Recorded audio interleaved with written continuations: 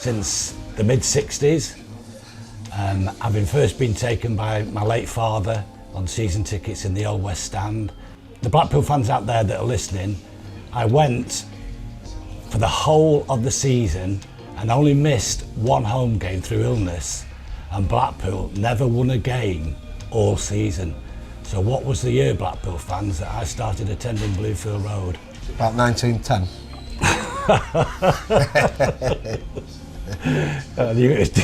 As soon as it was his turn, I knew it had dropped to the depths of depravity. I started going in 1989 when I was 6/7. I know some of you don't believe my age, but it's true.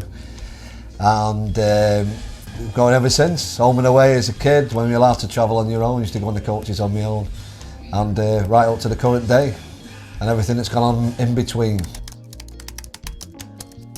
My getting involved in receiving letters to be sued was before I'd met Steve. Obviously I was just as disgruntled as everyone else with what was going on. It was everything was going down the pan, or seemingly the team was falling. And then the night in the Dog and Partridge, it was in the back garden before the Derby game at home. It came online. I remember Cockney Dave saying, "Have you seen this?" There was Carl posting with a cash cow banner outside the ground, and it set off a few of us in there. Little Welsh Phil Reekie. I know he wants not happy about that in that book, but hey ho, he was there. And when we got to that ground, there was plans afoot to start something that night, and it happened in the second half, because at half time we was on the tables trying to get everyone singing that song, Carl, wherever you may be. I'd come up with that months before. I always told my brother I'd get the ground singing it, and he never believed it, and we did it. We was on the tables though, learning it, well, teaching everyone it at half time, and it came out second half and it erupted, and that was it, and everyone starts going around the stand. And it's the first time that the Oystons will have really known me. It's after that we got letters instantly about "you're barred from this ground." They'll obviously seen on the cameras us in that bar, and that was it. So that was how it first got involved. Then it spiralled in me getting on AVFTT and being fed information off people and relaying it and pushing it out, and probably getting a bit overzealous with it all at the start. Passionate, of course, but I do shoot from the hip, as we well know. And so does Carl. Believe it or not, having attended virtually every home game and many away games when I started watching Blackpool, I never met him up until about 7 years ago. But I had eaten loads of Ragozzino bolognese sauce, so we all clicked. That's it.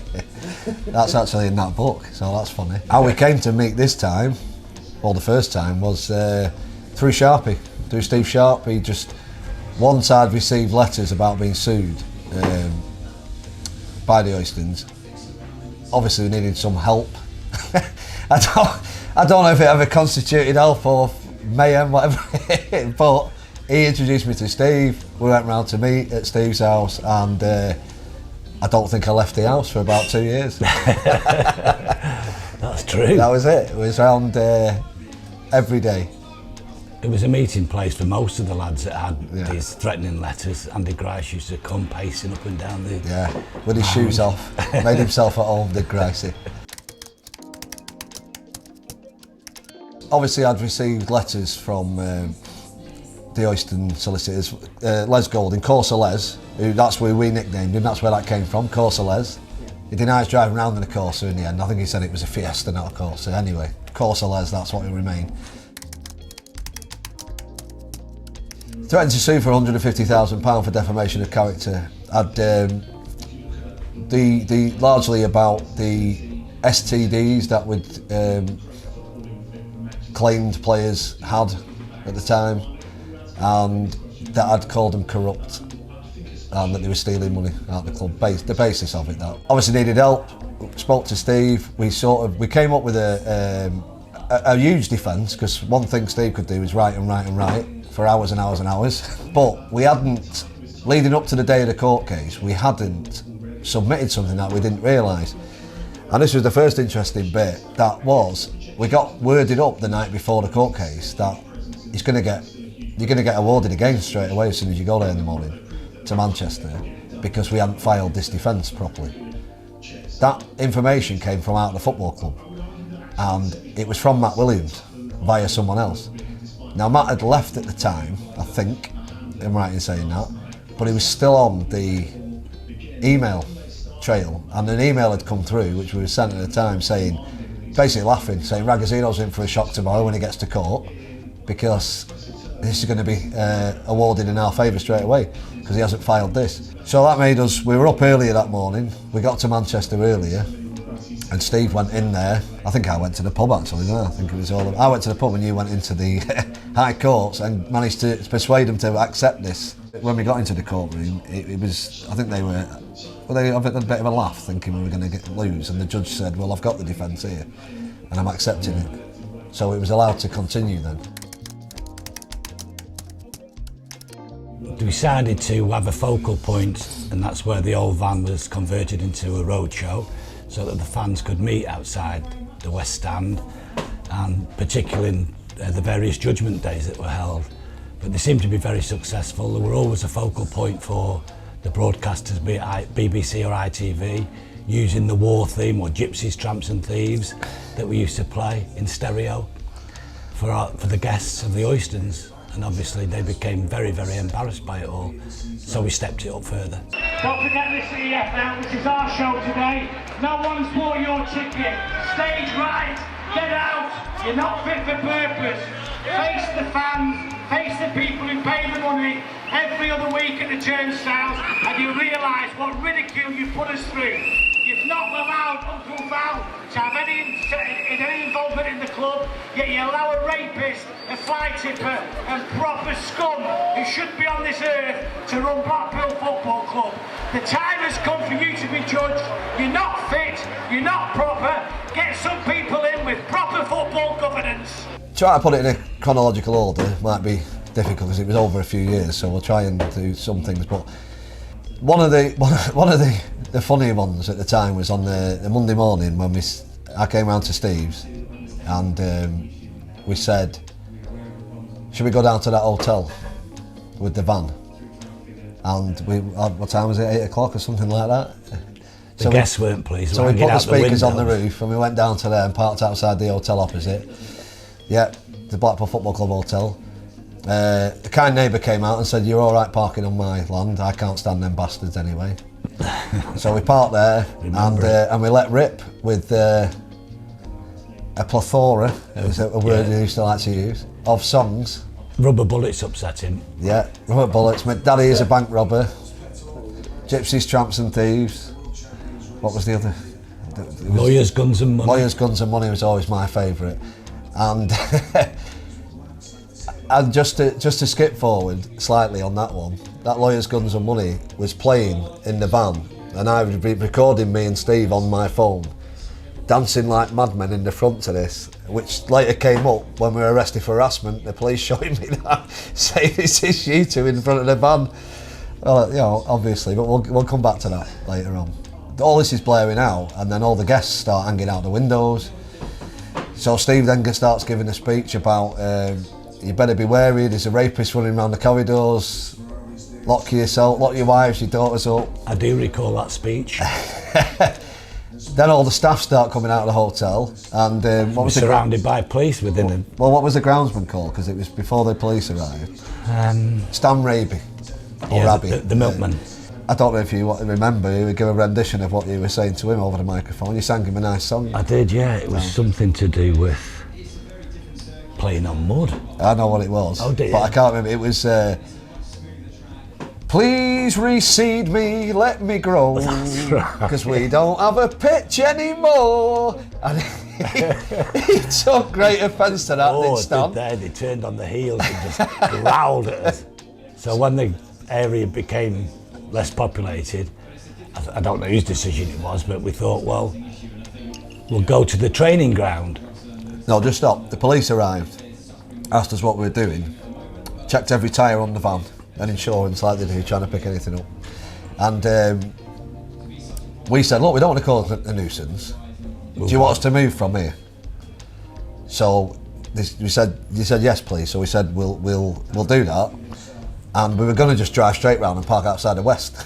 and start again.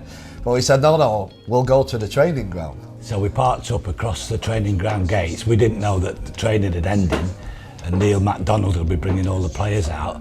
But once the music kicked off, all the neighbours came out applauding us, and the players and everyone were trapped inside Squires Gate. And Will Watt was there. Will Watt, He'd been tipped off that something was going to... How he was tipped off, I've no idea. So I said to Neil MacDonald, if you sing us a verse of "My Daddy Was a Bank Robber," we'll let you out. But he wouldn't come out the car. No. So he sang it out the window. Yeah. So it didn't sound brilliant. So we obviously eventually moved, let them all out, telling each one on the way out exactly what club they're now playing for and what owners they're playing for. So then it was going on social media a bit then, and people were wanting to come down, and I think certain people came down. I can't exactly remember who. I think some of the Tangerine Knights might have come down, and a few others, I can't remember exactly who, but we then drove. I remember we've got the van with the speakers on the roof and the microphone in front of the van, and we're driving round so we can speak through the microphone at loudspeakers. So we took a trip all the way down the promenade, alerting anyone that would listen, any holidaymaker, that this is what's going on in our town. We arrived, I don't think we even planned on at the time, we were going to the Oyster Stages, but while we were in town we said we might as well go there then, hadn't we? And we parked outside, and then you gave a Churchillian speech, which is what I told Nathan, which is why it says in the book, a Churchillian speech on to... Burley Street, wasn't it? It was Clifton Street. Oh, Clifton Street, yeah. But if you can imagine, it was one of them, the start of a film. There was that many people surrounding, think, what's going on here? And Steve's just telling them every little bit of history on the Oystons and every bit of dirt, what they were doing, what they'd been doing. They were obviously on the phone to the police in the shop. Well, they're all on the phone, so we assumed they were on the police. And then what turned out was like, if you'd imagine what had happened in the town if there was a bank robbery, that was like the scene of the amount of police that turned up. They locked down the town centre for a bit of music. They got us out of the van. Steve's standing there with his hands in the air like this. Don't shoot me! Don't shoot! They weren't armed, by the way, the police. And they're going, put your hands down, Mr. E. Put your hands down. I don't want to be shot. They then, an officer came over, I can't remember which. He come over, he said, listen, we're arresting you both for harassment.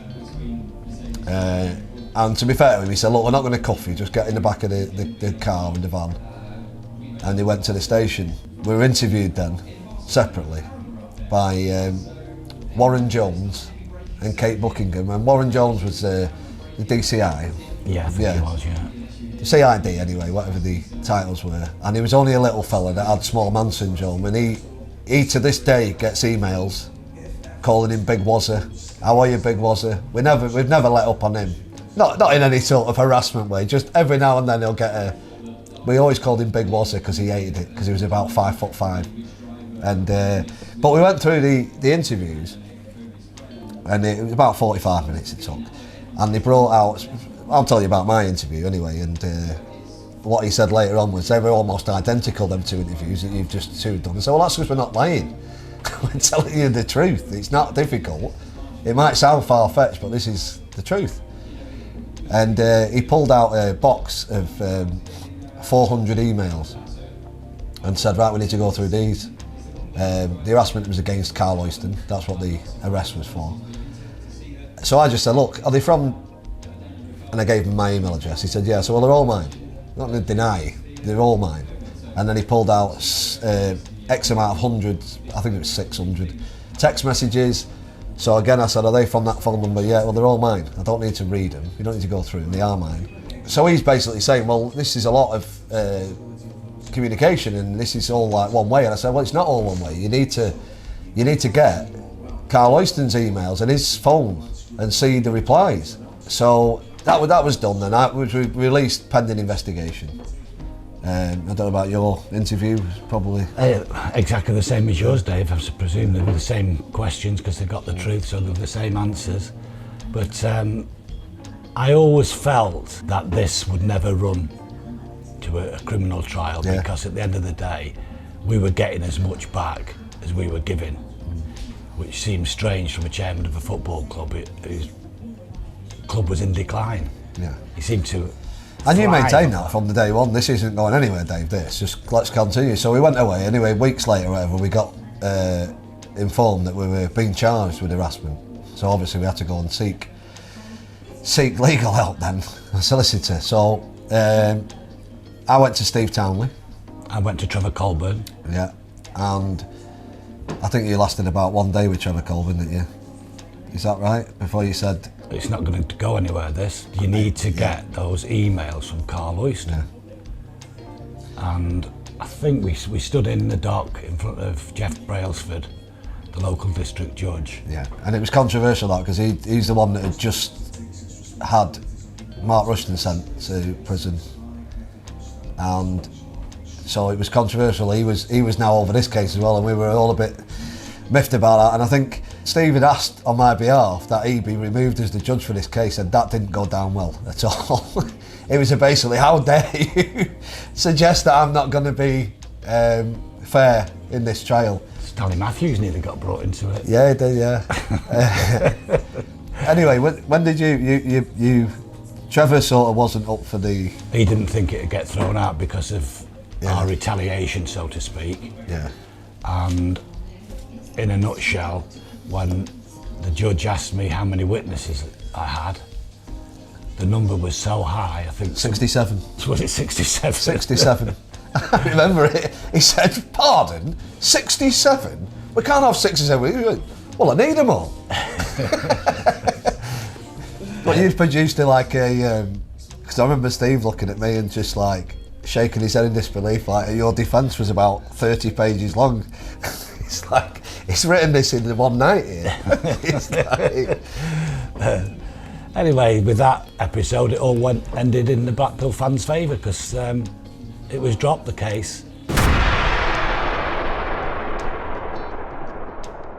What happened was the defence, or the prosecution fella, sorry, stood up, if I remember this rightly, something along these lines anyway, stood up and said he has to announce to the court something, that they've now seized Carl Oyston's phone and found thousands, I think he said 10,000. I think he said 10. To 41 different people, different football fans of a similar nature to what he's complaining about. So how can this possibly be harassment? So it was things like, and by the way, we had it bang off with him on these text messages and phones, and I was never off to him. We was absolutely nailing into him. But if we hadn't spoken for 2 or 3 days, he'd then text me to reignite the conversation. And this was all like, how's that? If you're claiming harassment, why would you be getting involved? And he was back. He loved it. And let's say something about him. He had a sense of humour, you know.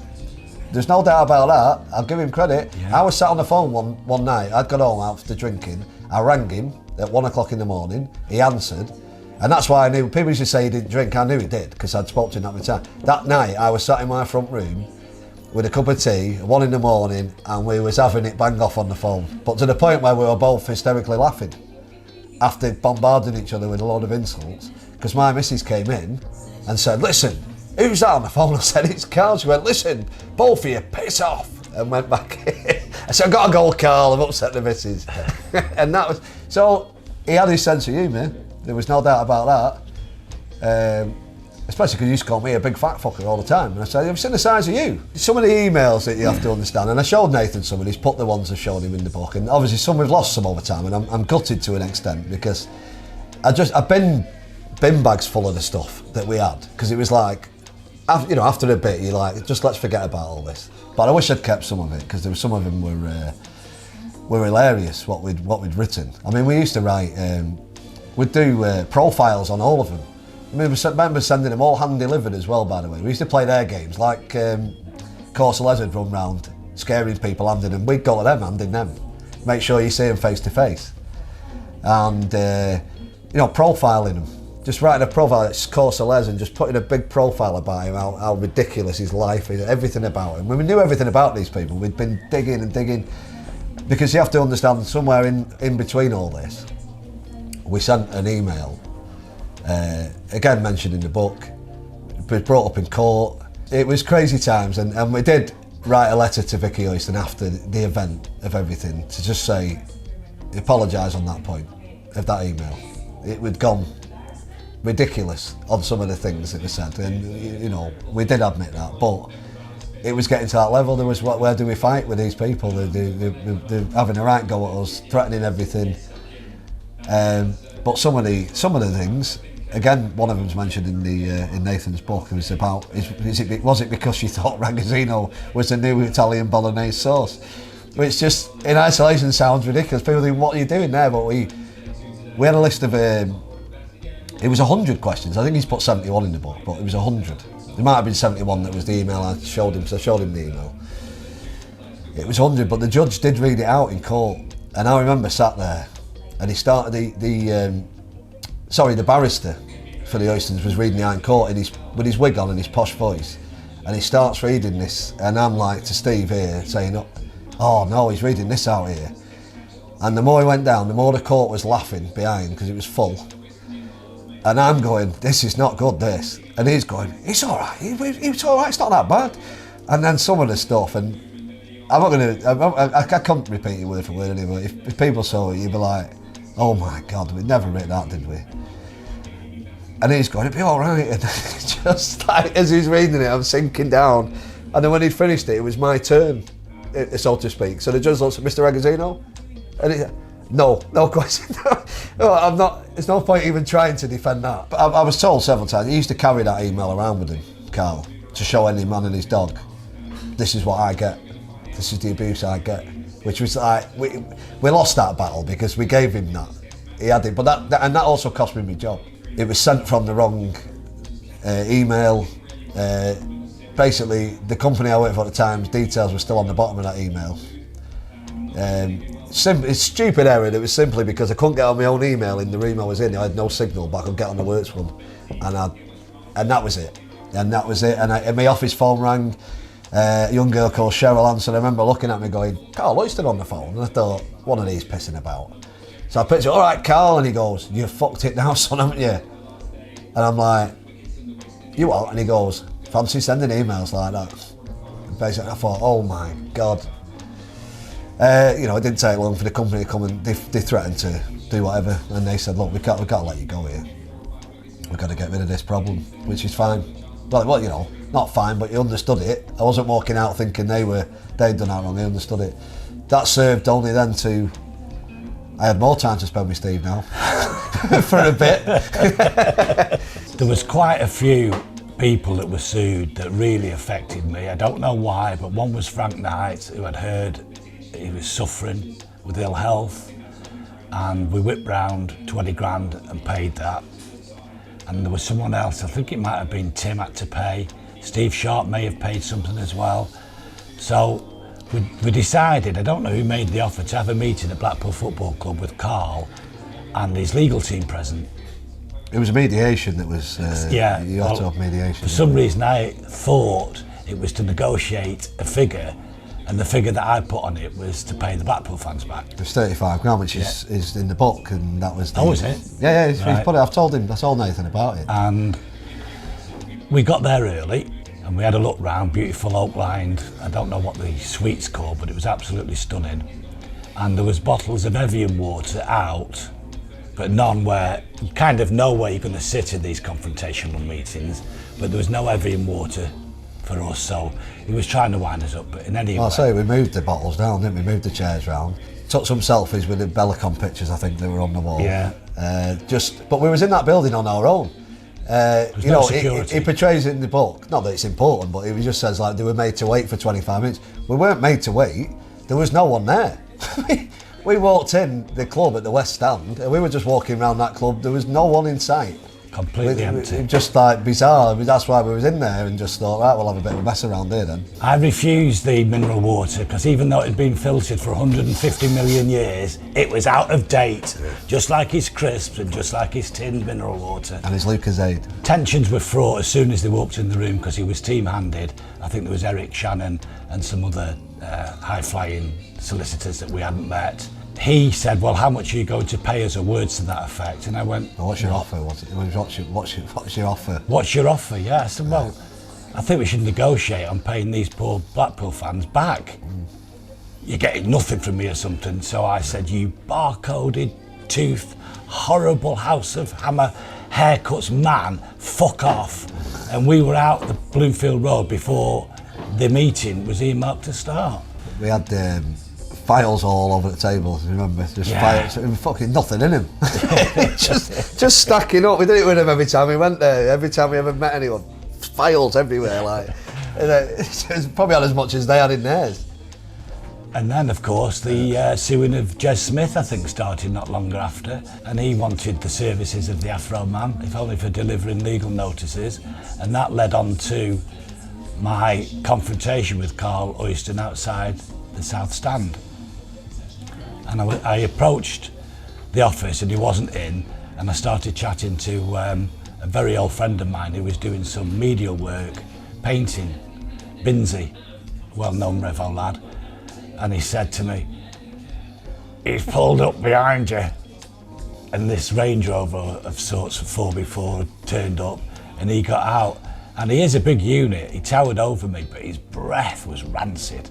I think he'd been eating pig shit. I don't think he was a proper pig farmer. I think he just spewed pig shit, because that was a smell that greeted me. I've still got that in my nostrils, believe it or not. It was horrific. Anyway, he threatened me of some sort, and I spun on my heels, went across to the roadshow, which was parked outside the upholsterers, and he got a gun out. Now, I made a statement to the police about that incident, and I never said at all that he took one shot and took my eye out, because that was with a stroke. It was nothing to do with any gunshot. There was no firing, although a weapon was there. Well, there was two weapons. There was Carl and his own, and it wasn't even in a cover. So that story did get exaggerated, and it's where I was sued. But what I objected of the way that they sued me, there was trying to say there was dishonesty. There was no dishonesty at all. I never said at all it was discharged. It was just picked up by someone on Avit that Afro's lost an eye, so therefore Carl Oystons got his rifle out and shot him in the eye. That didn't happen. So I don't know what's in the book about that incident, but no, I have lost my eye, that's true, but it wasn't through him discharging a gun. There was newspaper articles to say at the time, but I'd just been on my honeymoon, and I didn't take my phone with me, and I got back and I put my phone on and I had a voice message off Steve going, Dave, he's had a gun, I've been outside the house. I'm like, I've rang him, what is going on? So he tells me. The police came round to your house, didn't they? Yeah, that's right, we were sat and there. I made a statement, not that I'd been there, I made a statement of what I knew. I don't know why I was making a statement or why they wanted it, but I just made a statement of the fact that what you told me, and then obviously what we used to do is whoever came by us, whether it was police or anyone, got the full story. Whoever passed out was with us for an hour at least while they got the full story about the history of the Oystons. We wouldn't let anyone pass without it. But we ended up going to court, didn't we? Yeah, in Manchester again. Over that. Well, that was certainly part of it. And because that was it Matthew Lee? There's a guy called Young Junior Solicitor. He was there as part of it. Because when we went and they were discussing this gun incident, I don't know why it was going on in that High Court. It must have been something to do with your case now. We're getting sued. I can't remember. Yeah, it was defamation for saying he shot me. It was brought up, but Steve had been involved in having a robbery years ago. That not him, not him robbing, someone burgling his house, yeah. And it caused him a lot of stress with PTSD and everything. Yeah.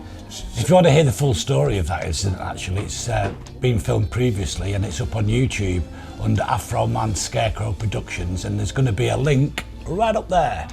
If you see Steve in court, it was just phenomenal, and one of the great things was he said it was my cousin Vinny. Dave Hall said to me outside one of them courtrooms when we come out, like when it had been adjourned or it was dinner time, and he was stood like virtually open mouthed when I walked on to him. He goes, I can't believe what I'm watching. He could sell tickets for 250 quid.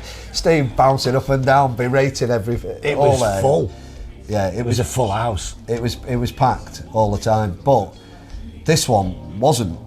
That's why I think it was some sort of we went there to discuss that, but the judge wouldn't let you see the video of the security camera outside the ground of that incident. That's right. Something to do with your medical. He said, I don't think you should see it. It's probably you like embellishing how whatever you were doing.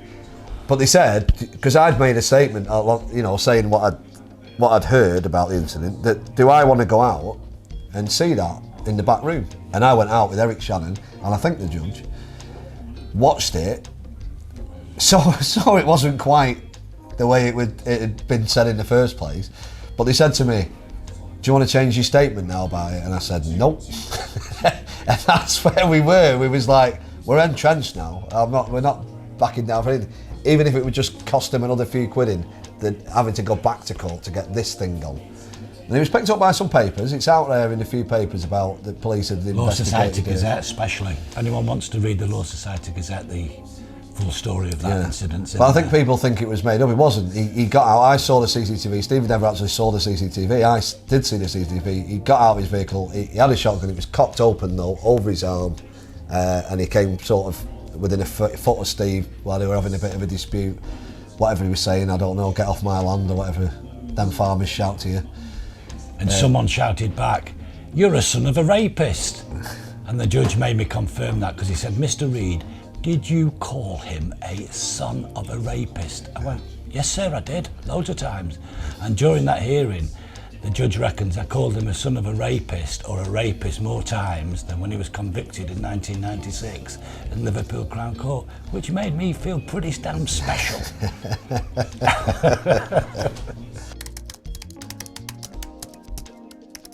All of this, and we probably can't do it just this sitting here. We'd have to sit for a week and dig out things to go over it. But it went through. The book's very good, by the way, and it's not that I dislike. It was just we probably are a pair of bleeding madmen, but it seemed to come across a bit more like we were just a free for all. We were actually quite. We did a lot of work. We put a lot of work into all that. It wasn't just two crazy guys that were actually. We decided we weren't going to be backing down. We didn't have anything to lose financially as such. We were both renting houses. We were just both, and I'd lost my job as well by the time that it really kicked off. So it was like, well, I'm really down on the floor here. So where were we going to go then? And it was all a case of. There were times through it where you were like, do we need to go and see these people and try and sort something out here? And we did have that mediation meeting where you saw what a farce. And all right, we were cracking on a bit, sort of saying we want 35 grand off them. But the only other ever offer that I got from them, which was about a week after I'd been sacked, was pay us £20,000 and we'll let you pay it over 4 years. And an apology. I'm never giving you a penny. That was the whole thing with all. No, you're not getting a penny and I will never apologise. But it does take its toll. You know, we were a pair of diamonds as partners, otherwise to put up with that, what was going on over that time, unbelievable really. But the Frank Knight bit it stirred something in my Becca, like when that was like, just do whatever, carry on. She wasn't happy about that at all, as no one was when that came out. So it was like, carry on, but it wasn't I say it wasn't reckless, of course, it all seemed reckless in the end. We did have a little bit of direction of what we were doing. We knew we were going to lose. We didn't convince ourselves. We weren't sat at home convinced we were going to win, even though we might have told everybody, we're going to say this, we're going to do that. We knew what we were doing. And all the things that came along with different solicitors firms, and that's something they want to go about. So I went to court on one occasion, and Eric Shannon was their barrister, and we gave him some shit. I mean, he had holes in his pants, we used to play on it. Eric Arse Out Shannon was how I referred to him in every correspondence, all the time. Always told him about his weight loss, saying you're not looking very well. Always demeaning to them all the time. Even though if I showed you every email, they're all well written, not abusive, other than that one that obviously we spoke about earlier. They were all put together properly, but they're just demeaning to them all the time. And he once asked me why I referred to him, Eric Shannon, when I got to court one time, because we used to speak a lot, obviously. And he said, can I ask you something? Why did you refer to me as a demic in that post that you put on AVFTT? This is how much they were reading it. And I just said, because you are a demic, Eric. That was it, Eric the demic. And that was how it became. But it was getting to them. And let no one ever believe any different. They were all getting it, day and night, and veiled threats in a way to a lot of them. Every address was spouted out to them. Be careful of this, watch out for this car here.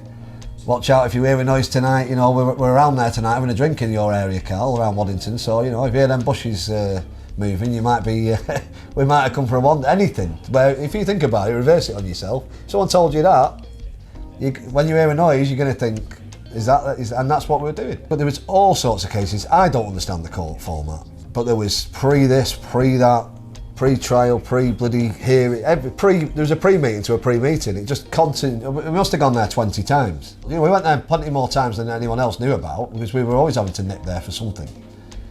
And this one time, there was an argument in the front of the judge. I was sounding off like I will do, because we didn't care. And one thing I did find out about that, by the way, it's perfectly okay for people obviously to lie in court, because they did it all the way through. And you know, there was one piece, and I think someone, I don't think it was mentioned in the book, but I think someone asked it on AVFTT the other day. Did he ever confirm he was the Dark Lord? I had the screenshot of his phone confirming he was the Dark Lord, and the judge would not let me ask him when he was in the stand. I asked it, and they objected, saying that had not been put in as evidence. And then I'm saying, but it's you, and the judge is saying, well, how do you know? And I'm saying, because I've got it here, but you can't use that.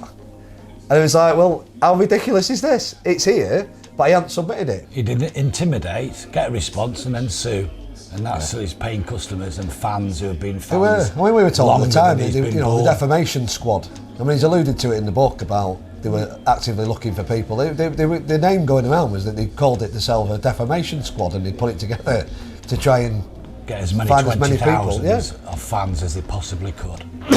And that was just deplorable. In an attempt to shut everyone up, obviously. We went to this court this day, and I say we were having an argument, and it was all going off, and the judge basically said, listen, it's like a storm in a teacup, all this, in reality. Why don't you leave the court now? I'll give you 15 minutes, come up with an agreement between you, and let's put this to bed, because it's ridiculous. And because it was all getting all tit for tat, and they probably thought this is just nonsense, this. So we went out, and I went into the side room. They used to have little side rooms at the High Court there, and went in with Eric Shannon, Sam Oyston was in there, and Jim Rawlinson. And I said, well, I'm bringing Steve in. And they said, no, I don't know how they would ever let them talk us out of that, but somehow it happened. They wouldn't let you come in, would they? No. So I go in the room, and then he's like, right, look, we've got to sort this out. The judge wants it sorting out. So I said, listen, sorry, I missed a bit there. I said, who's this? And he said, oh, I'm the one Jim Rawlinson, Owen's solicitor, right? So I said, okay. I've never heard of him, by the way, at this point. So I said, listen, I'm not paying you any money, I'm not apologising, so what else is it that you would want? But I'm not doing them two things. So if there's something else you want, and they came up with, well, we want you to agree that you'll never do this, agree that you'll tell us all the publications you've sent all this information to, because we sent, by the way, to any newspaper around. Things were in the Nigerian Times, by the way, they've reached everywhere. We wanted us a list of who they've sent all these things to, that I'll sign some sort of non-disclosure agreement, and I'll never speak about it again, and I will, you know. So I said, right, that's it, we can put it to bed then, right? And it was scribbled on a piece of paper, quickly, because we had to get back in the court. It was scribbled, Eric Shannon, I remember him writing it, and I signed at the bottom. And then we went in there, he gave it to the judge. Now, it seems daft to say that the judge wouldn't have read that back out in front of me, but I don't remember it. And certainly, what came back a couple of days later via email, what I'd agreed to, where they said that I will pay money. This was never on. And everyone should know, they knew me, what I was doing at the time. Why am I going to sit in a room and agree to pay these clowns 20 grand? It was never going to be a thing that I'd done. So that's why I said he duped me, and he did. When we come out of there, and I'm on the way home with Steve, and I said about who'd been in that room, because he hadn't really seen who'd been in there, and I said, Jim Rawlinson, what did you say? He can't have been, he's struck off. He's been in prison for dishonesty. This can't be right, him standing in the High Court and making observations and making, you know, his case, plead the case for Carl Oyston. He wasn't on the Solicitors Regulation Authority roll or anything. So it kicked it off then. So I've started bombarding him, what we both do, with emails about using a struck-off solicitor in court. We're writing to the courts, we're saying they've used a struck-off solicitor here to dupe me into something. This is why I say you can just lie in court, because these were doing it, and these were using people like that. And then they were trying to say, oh no, he was just advising to the barrister and all this stuff. But as far as I was aware, the solicitor's there instructing the barrister, isn't he? And that's what he was doing. And I'll tell you, they got away with it. because they never used him again. They removed him, and that's when they brought in Mark Lewis from Seddons. That's why he came in, because we were bombarding about him and his struck off solicitors, and they moved him. They obviously got a bit twitchy, thinking it might well kick off if we continue to use. So Mark Seddon, if people don't know who he was at the time, he'd been the solicitor that sort of was credited with bringing the News of the World down with the phone hacking scandal over Millie Dowler, was it? Yeah. I think. He was on that case. Now, it did seem a little bit bizarre to us, like, he's a high profile man and the Oystons are using him against us, against me in that particular case. But he did go against your case as well, I think, didn't he? Yeah, when he professes on his website at the time, I'm not sure if he's still a practicing solicitor because he left the country, that he was the one who fought for the underdog. Yeah. And it was just not true. He was taking the rapist pound, he was working for the Oystons. Yeah, so we wrote him a big email at the start, dead nice, dead polite, expressing what had gone on, saying that you proclaim you work for the underdog. Well, we are the underdog. I don't understand what you're doing. You're not sure what you're going to gain out of this, and also you're never going to get paid off them. This is what they do. And as it transpired, well, he didn't get paid off them. And he was gone from that law firm not long after, and I'm not sure whether that all had something to do with it, but I bet it did. And we used to remind him on a daily basis, though, to the point where everything was blocked. We'd ring up there, we'd get hold of his PAs, we'd make stuff up, make meetings up, different things. Oh, come to Saturday. I even phoned them Monday and said, right, listen, because they sent me the bill of £23,000 direct from Seddons, which was bloody illegal, by the way. And if we'd have had our hands, if we'd known that at the time, we'd have had it, but I didn't know. But they sent me direct a bill. Well, it should have been the Oystons sending me a bill, right? They sent it direct, because you know why? Because the Oystons weren't paying them. To try to get it out of me. We played on that. I told them that a family member had left me a big inheritance and I was wanting to pay. This was after we found out it was illegal, what they'd done. But I didn't have that letter anymore. I needed a copy of it. So I rang them and said, look, I've come into a lot of money, inheritance, and I'm going to pay this money, but I need the bill again. I need to send it. They must have realised they didn't send it. They didn't send it again. And he'd gone. He'd gone from that law firm then. So that was all funny, but like I say, he got totally bombarded. We got threats back from him, we're going to do this, we're going to do that. You know, he's just saying, you're not going to do anything. What are you going to do? You're not going to do anything to us. So just leave this case. No one wants you on it. So, you know, we'll have had a hand in him, having a few problems. We're not here claiming like that we took the Oystons down. No. We played our part just like every other fan's played a part. Well, we got notoriety, didn't we? And by the way, it upset a few people as well. There's a good few people that were absolutely against us. They were vexed. Yeah, and I'd put it down to a lot of them. You know how some people like to bury their head and go, shut up. It won't, you know, if you keep quiet, it's not going to happen, where we were just blasting everything out. I think part of that, and I understand, listen, everyone's entitled to their opinions, and we were probably a little bit over the top for some people in terms of going, but that was just what we set out to do. We were like, well, no holds bars, no prisoners taken. There was some mental stuff going on as well. So as we were driving, and people might have seen some of the things we were doing, there was a lot behind that as well. We were getting fed information from all sorts. You can imagine how people probably try to use us to get certain things out there from time to time. I had some bizarre things. Listen, I was out in the Pump and Truncheon when it was the Pump and Truncheon at that time with my missus and a couple of other couples. And I remember getting a phone call, private number, phone call on one evening, and it was a girl, youngish sounding girl, you know, I don't know, 20-year-old say, that kind of young, saying to me, listen, I can't talk long, but it's Les Goulding and Jim Rawlinson you need to be looking out for. They're the ones driving this, right? And then the phone went down. And I'm like, about 20 minutes later, it came again, the same thing, like as if she was running, panic, you know, whatever. It's throwing us. I'm like, what is going on? What is this? Trying to figure out these things. These things happened.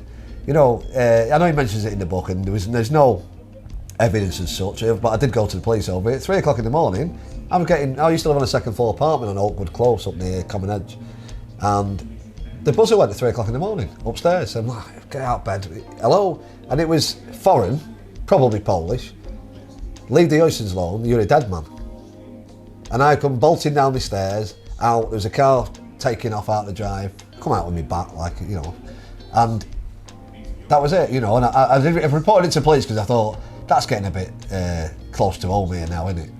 Right, and but obviously nothing came of it. Carl denies it and blah blah blah. I found it hard to believe that a random set of lads had just come at my door because they like them, but whatever.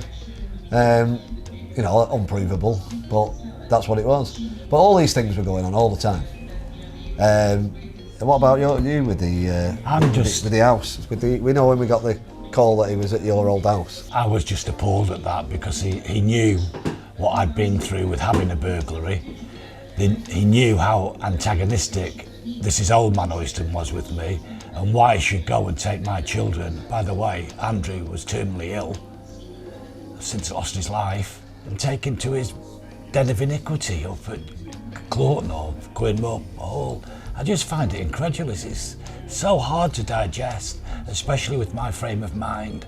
And if I could just embellish on the Struckhoff solicitor, James Rawlinson, this isn't a one-off with Oyston. They've employed Struckhoff solicitors for as long as I've been a Blackpool fan.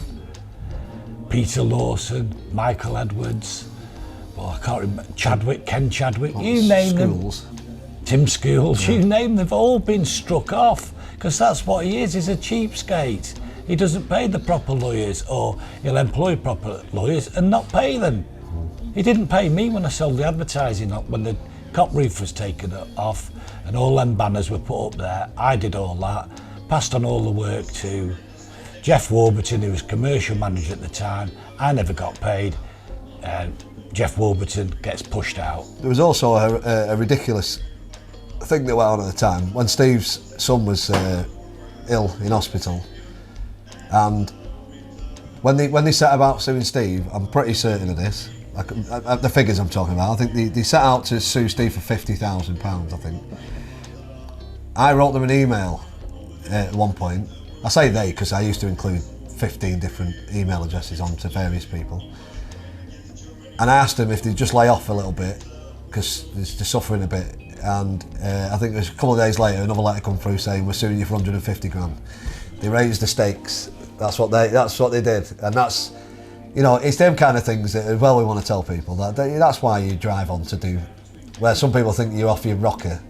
There's things that drive you. We got invited to Sharpie's house one night to meet a solicitor who had been given by one of his clients £5,000 to back us, right? But he needed to hear about the case to tell his client either it's worth it or it ain't worth it, or, you know. Now, we went round there and we took everything we had, and that solicitor, and I'll tell people in private who it is, laughed his head off that night, by the way, while we were sat there. Absolutely, he said, I couldn't have put that better together, right, what you've got. You're gonna lose, right, but you couldn't have put anything more, and he couldn't believe how we were just, like he said, we can't talk to them like that. But you two, it's just what they're gonna do to you. But obviously underneath it all was a sad thing of the club. It was this was in amongst all the protests that we'd be going to with that van. And we went to Waddington, didn't we? Yeah, I don't all think the time. The solicitors and those they've advised the Oystons recognise the real strength and unity in football, more so at Blackpool. Yeah. And this is how it progresses, because unfortunately, after the robbery at my home, I think all the family lost their mental health. My wife is still sectioned to this day. She's in a secure unit. And because of it being Begbie's trainer who had taken over from Erwin Mitchell. By the way, I'm telling the camera now that Erwin Mitchell faced me in court very, very shortly on very serious charges of contempt of court and hiding evidence and tampering with evidence that had a tendency to pervert the course of justice. That will never stop till I pass my dying breath. And then one day, I've said to Dave here, do you fancy coming across to Begbie's trainer's office in Preston, which, by the way, is where I did my ditty singing outside in Winkley Square, and that will be appearing just there. Dressed as a scarecrow. Dressed as a scarecrow, yeah. And the Afroman, people probably forget at the start, but he used to write on AVFT all the time, didn't you? And at the end of his post, he was always, nice. The Afro, and he'd be doing, I'm doing a radio show from a boat at the end of the pier this evening, and it'd just be nuts. Because obviously the Huddersfield game came along, and was going to go on. Obviously the pitch invasion was planned at different times, and I got in the ground. I was barred from the ground by the Oystons at the time. I got into the ground, hat and glasses on, was a big issue. Sat in the south stand and went on. So when I was on the pitch, you didn't go on the pitch, did you? No. I was thrown out before half-time because he recognised me and he got his henchmen to throw me out. I remember that now. Yeah. That's absolutely. So he'd gone. He still cuts. I went on and I rang him while I was in that centre circle, Carl, when he was sat up there, and he did answer. And all I said to him was, "Told you we were coming to take this club back," and he just said, "Fuck off, put the phone down." What went on from there after that? It started to unravel because I was invited to Begbie's trainer. Blackpool fans who went down to London might remember that Gerald Krasner was there representing Ian Cherry maybe, but certainly he'd been asked to put a valuation on Blackpool Football Club. This was during the trial with Valeri Belacom. Dave was with me as he was every single day for years, it seemed. It seems like decades. And I said, "Do you want to jump on board this meeting?" I said, "I'd like an eyes and ears what's going on." I said, "At the end of the day, Dave, this firm, or certainly their solicitors, made me bankrupt by hiding medical evidence of my illness from the robbery." He said, "Yeah, I'll come along." So it was recorded, and I've still got it recorded. But it started off about why they sent their director in to bribe and blackmail me.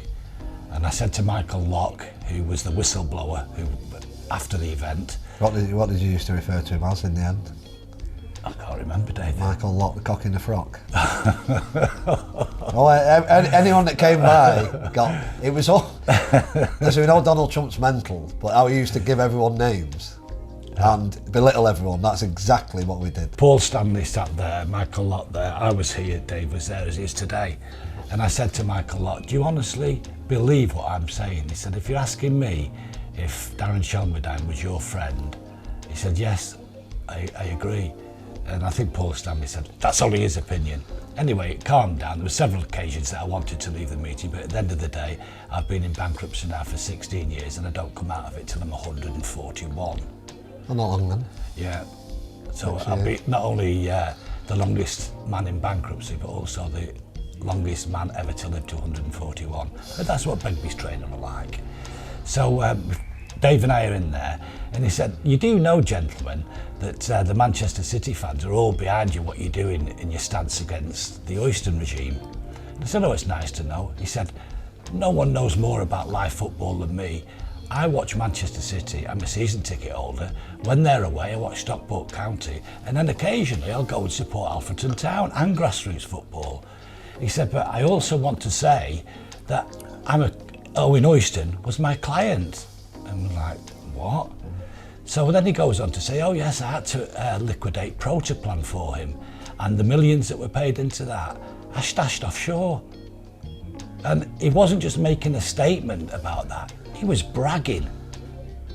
So he had me knowing that I knew he was part of a conspiracy to defraud not only me, but the court and society. And by the way, the public purse are paying for my case, and it'll be up very, very shortly. But it was just, it stank. You've got white collar people here who are officers of the court telling us that they've money laundered from our football club when we were trying to find the source. But the point is, Krasner made this representation in the High Court in front of Sir Marcus Smith and said Blackpool Football Club is worth globally 5 million. There was more than that stashed offshore in the Cayman Islands, you clowns. What are you doing to us? Our football club was worth more than that, and Sir Marcus Smith rubbed your faces in it when they had to pay 32 million. Was it 50% for 32 million? In my maths, that's 64, is it, for the value? Yet Krasner is trying to work it for Oyston, the rapist of a child, to keep control of our football club. I'm sorry, but people call me mad, but I find it absolutely deplorable. Yeah. And I can't let it go. It is an obsession with me. Until justice is served, you'll hear plenty from the Afroman, and the only time I'll be silent is when I'm 6 foot under. But you're 6'2". And they just see your hair hanging out of the ground. The name Maxime Bakiev I've seen knocked about on AVFTT lately. I think he's mentioned in the book as well. I think that's why his name's come back up. Listen, he was told to me a long time ago, and the stories behind him. I'm sure he was living in Surrey. He used to beat Carl with that one all the time. All the time.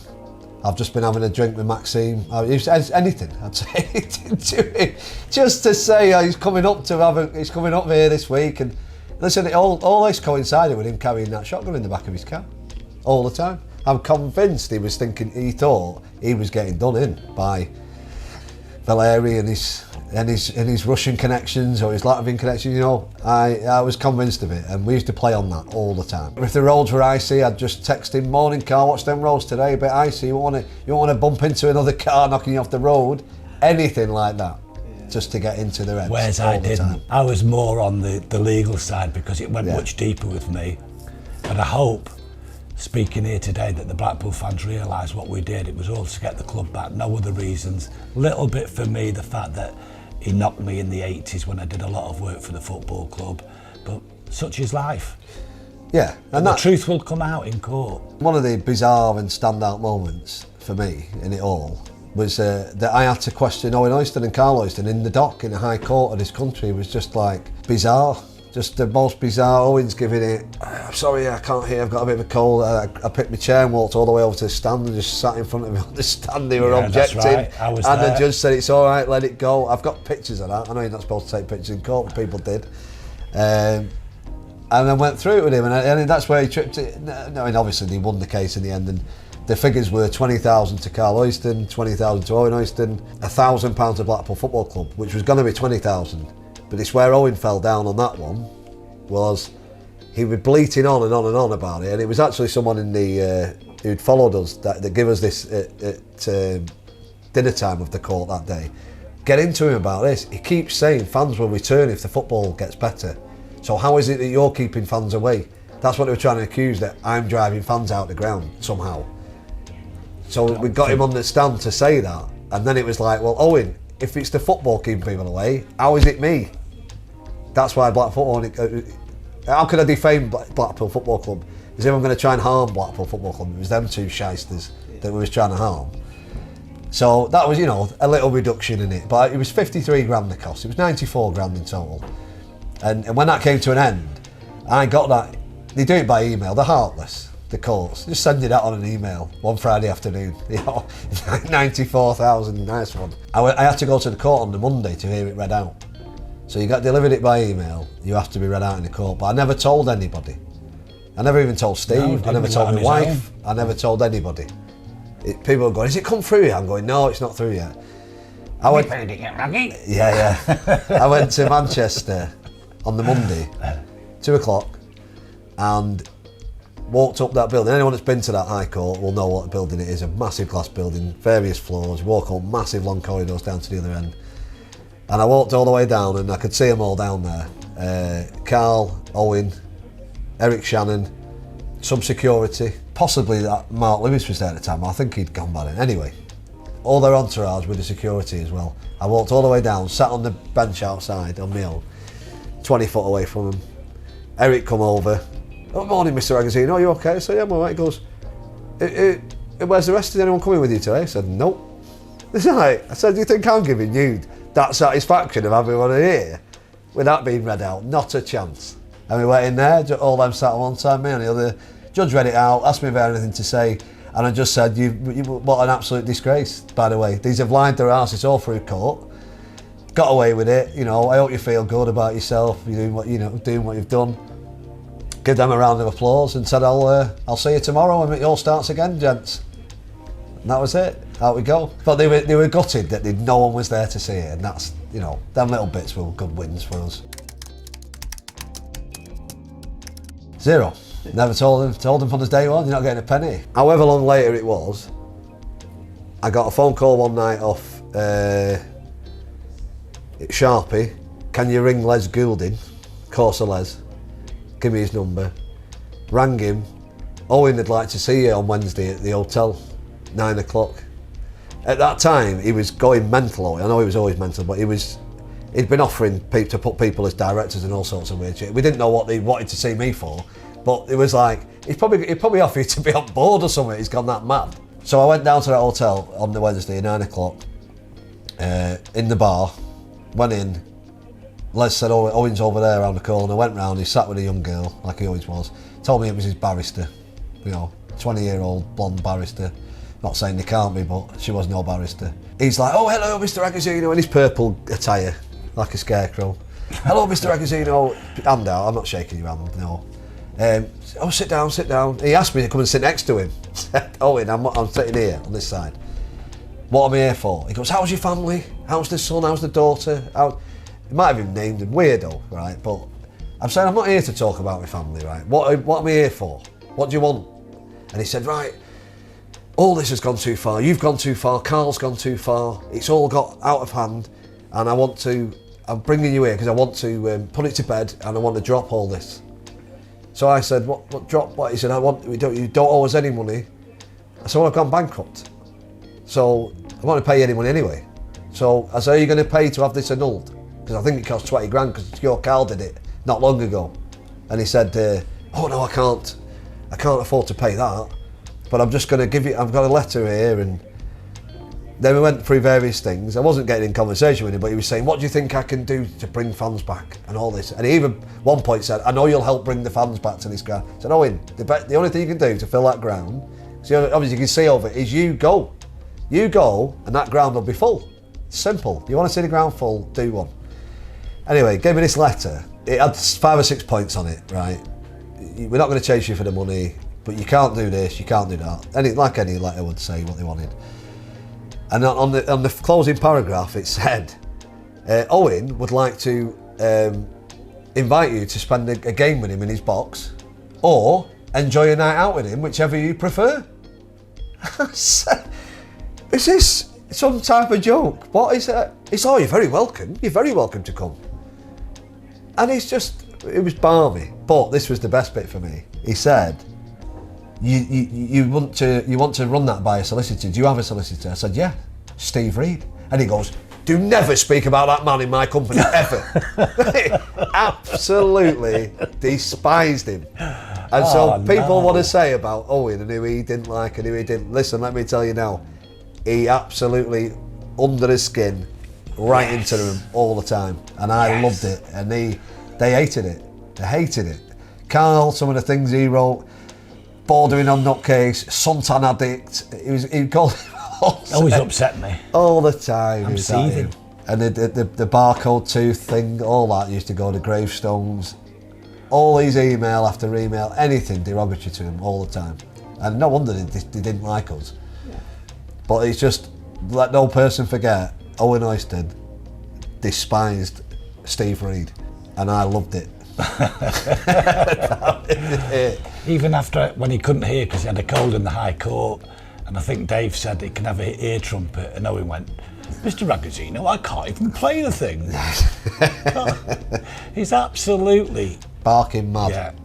I'm trying to think when you went to court, because that was like, it was a My Cousin Vinny thing, and you know, it's a shame that there's 1 or 2 people not here to sort of say from being sat back watching that. Because if you imagine the High Court, it's like, you see the judge is up there and you've got bench after bench after row after row after row.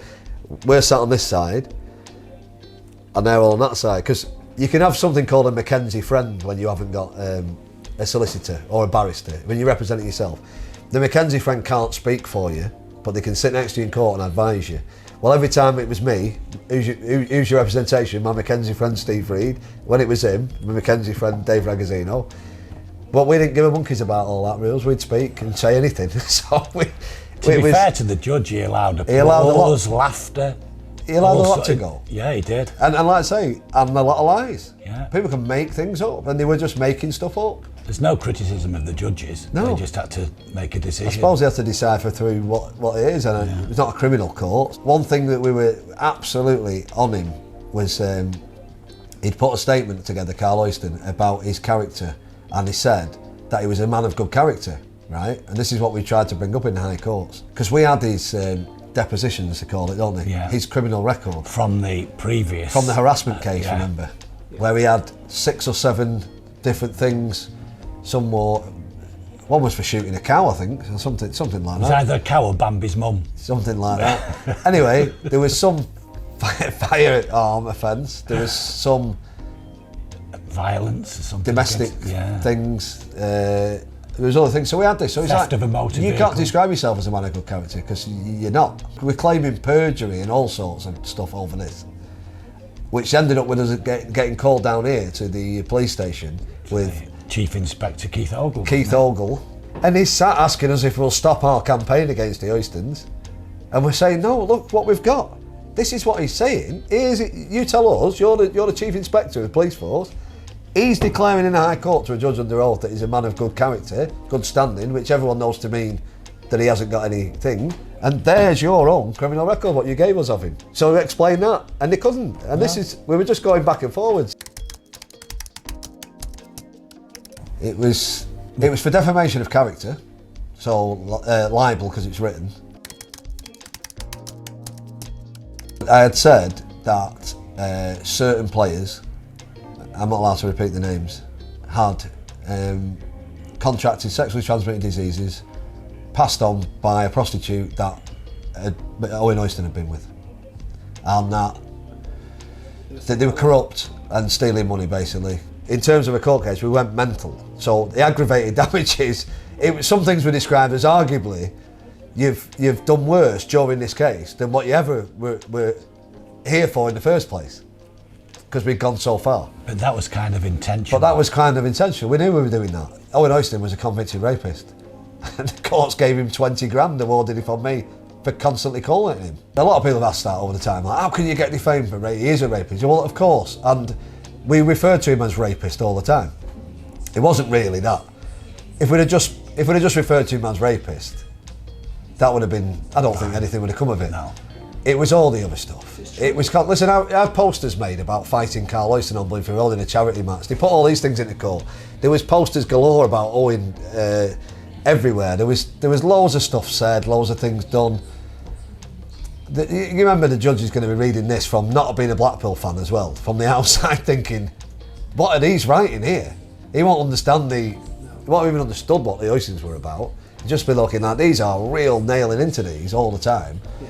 You know, the letters were rapist and son of rapist.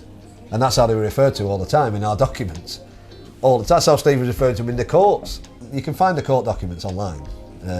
It's all there. I think the judge basically said that, yes, Owen Oyston is a convicted rapist, but the length of time ago, this level of absolute, why would that not happen? Why have you not done it for the last 20 years? Why all of a sudden just berating out of nowhere 15 years later?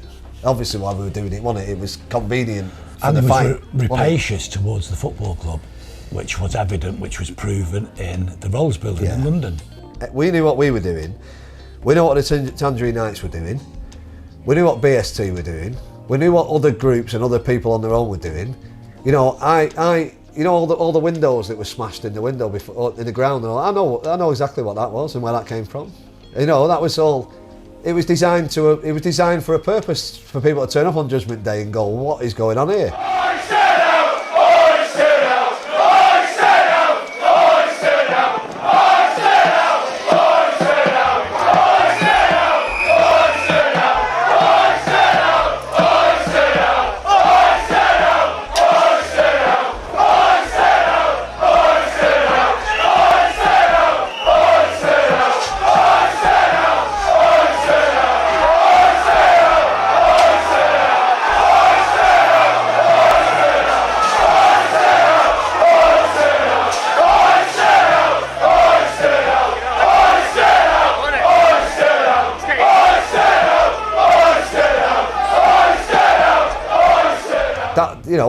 All these things, they can't not. You know, I was told one thing about them windows. They were struggling to get insurance because people are going, well, they're going in again.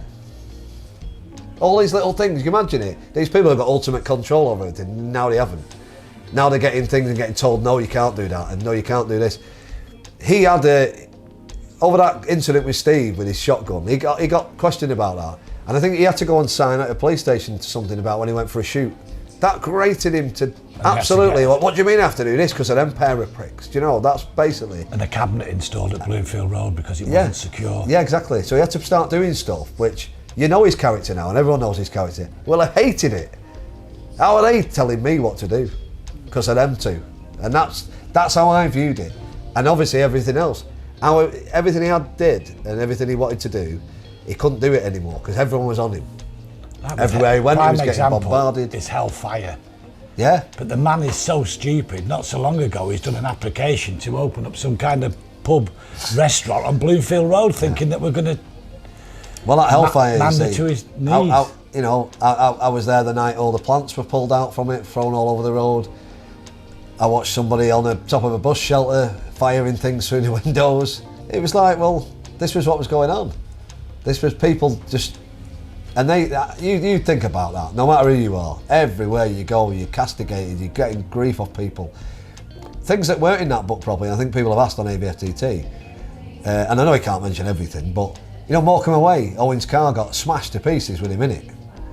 When he came out of that ground with his doorman, and they were running for that car, and everyone was piling out of that pub, and you know, they ripped the windscreen wipers off, the doors were kicked in, the windscreen wipers were hitting windows. On the way back from Fleetwood, on the tram, just at Cleveley's, there he is. Oh, everyone's on a tram. There's Owen Oyston in a Range Rover with his bodyguard, stuck in the traffic. Everyone was off that tram, throwing bricks at getting stones off the side of the shale and all that.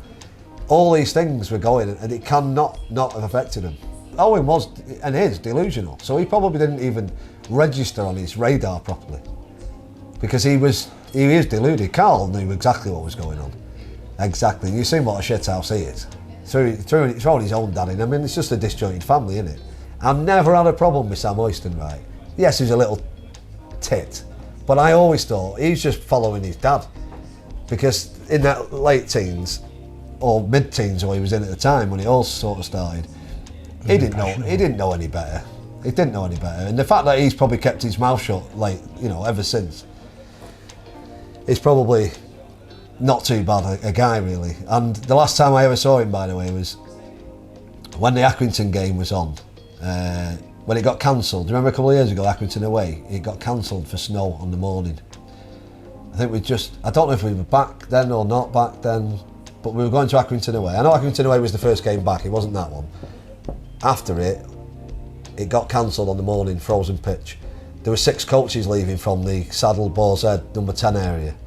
We all we're 7, well, whatever time it was, 9 o'clock in the morning or whatever. What we're going to do? We're going to town. And there's some great videos of Yates's in town rammed full with everyone bouncing. Our first stop that morning was Gillespie's, which is Champ Sports Bar now. One lad came back from the shop going to get a bit of breakfast and he said, Sam Oyston's in that estate agency down the road. Yeah. So a few of us walked down to have a look, and he was in there on his own. And somebody went in and just in no uncertain terms, didn't do anything to him. Just said, "You're not welcome in this town anymore." Basically, listen, you're not. And he came out, locked the door, got in his car, and went. I'd never seen him since.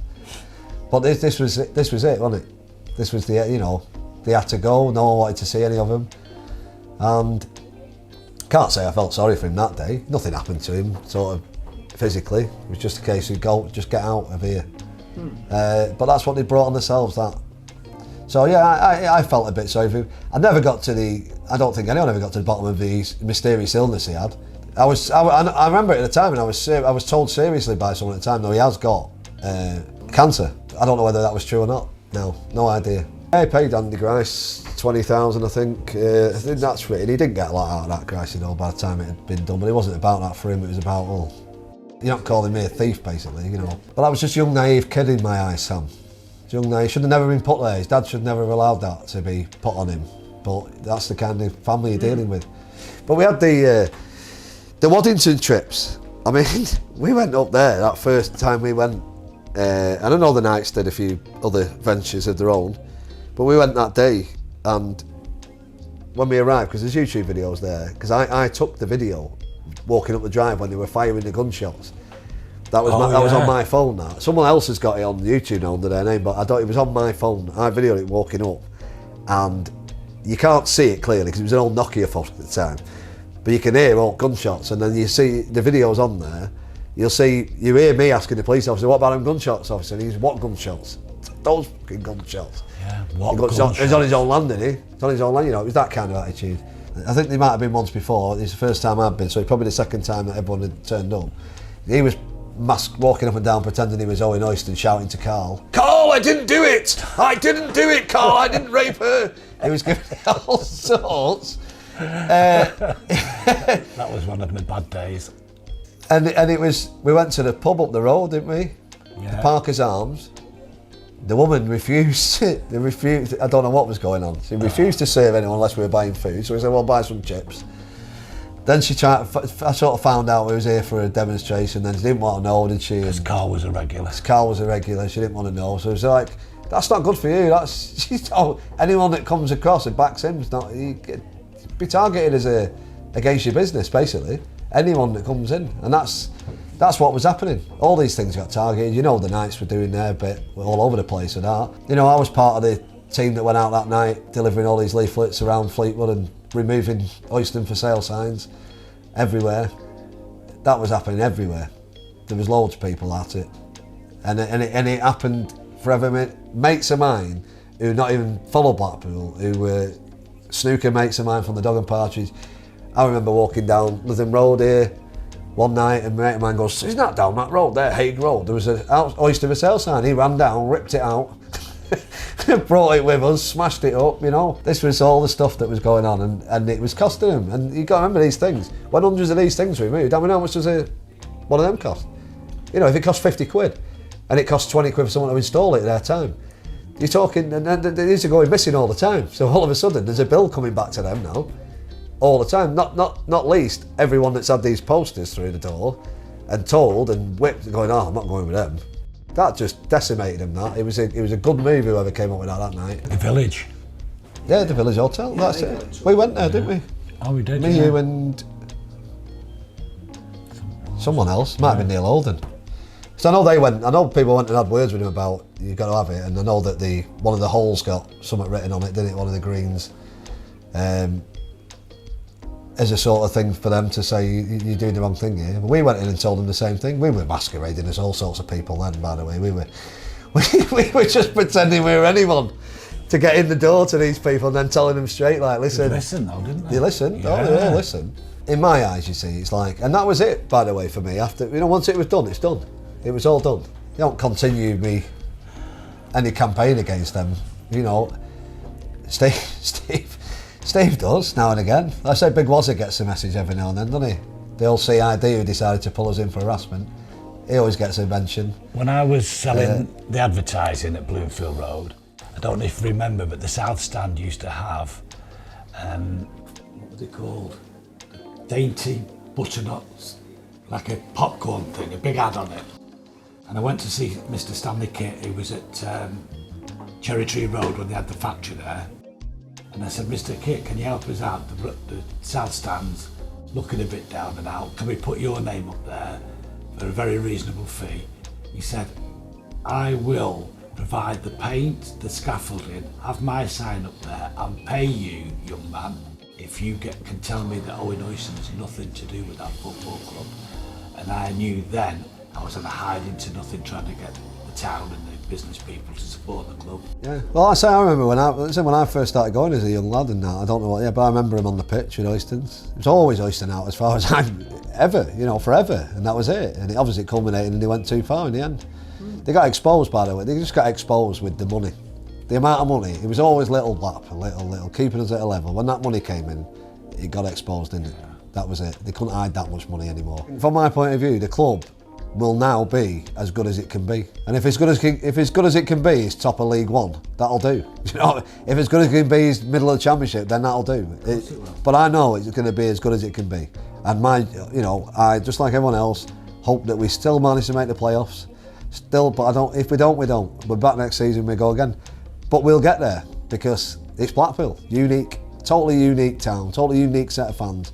One of the great things now is, as well, so no one lost out of that, no fans lost out of that anymore, because look how many people know each other. It's quite unique, that. There's no way, there's hundreds and hundreds of people now, if not thousands of Blackpool fans that I now know that I would never have known. And some, by the way, some of them people that I've helped, by the way, as well, during that time. Some people that came forward to, for instance, listen, I'll give you a shout out because I've always appreciated it, never forgot it. Andy Higgins, and you know, people know me and Iggy are close. I've known Iggy for years, but I was never really close friends with him until this. When I lost my job and I had to go and try and find another job, I needed to drive because what I was doing was basically factories and there was not a lot around here. I didn't have any money for a car. He bought me a car. Bought me a car and give me that money back when you're back on your feet. Didn't even know me properly, but got on the phone to me and said, listen, you can do that. Other people, Paul Williams phoned me up, that BST dinner at the thing. Sorry, he went through Sharpie to get hold of me. You and your missus come to that, and he paid for us all. You know, other mates that I didn't know properly, but we'd give him, you know, coming out, I'd go out for a drink and people wouldn't let me buy a drink. And they'd be like, yeah, and it's just Jimmy Armfield's birthday. Jimmy Armfield's birthday, we all, you know, took their champagne on the table. Didn't pay for it. People were, and I'll never forget that. I say, and you can see it, and everyone can see it. When anything comes up in this town with Blackpool Football Club, this needs raising, that needs doing. It's done, innit? It's done, and it won't be done that fast anywhere else. And I think everyone trusts what's there now, don't they? With Simon Sadler, Brett Geraghty, Ben Mansford, and Neil Critchley in there, I think everyone can see that is it. We're going to be as good as we can be. The highlights for me, for the whole campaign over the years, was for Tony Green to come up to me and say, shook my hand and said, "You're my hero." I went, "Give over, Tony, you've been my hero since '67, I think, at the time." He said, "No, for what you've done against this family and for the club, you are my hero." And he invited me to his 75th birthday, not so very long ago, at the club. And that will always be stuck in my heart forever. Been for years, David, and because of the book, which again, I haven't read. Yeah, I have. Listen, great, and that's prompted a bit of it. I think part of it as well is I asked all the time, and I speak to people all the time, so at work and outside, people who don't necessarily know, and I'm always repeating story after story after story. And again, just like the book, you can't get everything because I'd have to dig out every email, but we were staunch against it. I met a friend for life that I never knew before.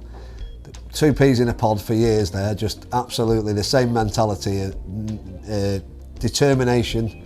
That's one of the words, determined, like, and just relentless. You know, relentless. That's it. Not fearless. Not just gung ho. We had a structure behind ourselves. We knew that being the way we were would sort of help, and that's all it was, to help. It wasn't to try and gain any notoriety. It wasn't to try anything. It just became like that. And we had our critics, and we still have them. We'll have them off this. But that was it. It was nothing more. And that's why you've never seen, listen, I just get involved in this now, in this club. And that's it. That's all. And go to the matches and love it. And I know it, like I say, I know it had its critics, and some people are like, you shouldn't be doing it that way, you shouldn't be. But what we were going to do, we could have stopped at any point, and all we would have done is got the same thing.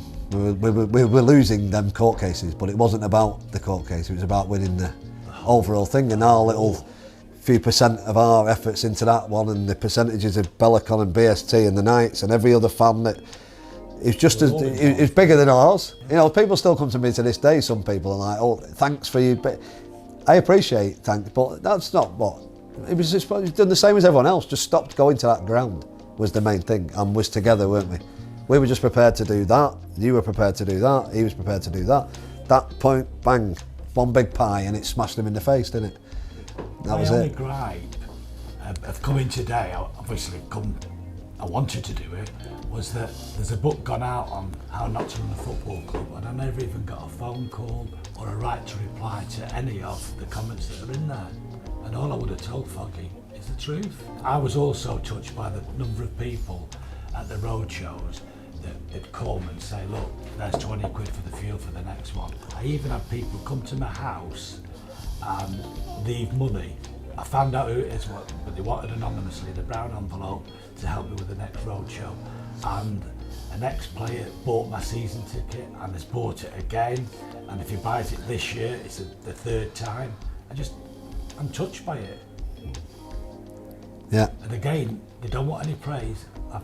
Dave doesn't even know who it No, is. I don't. No.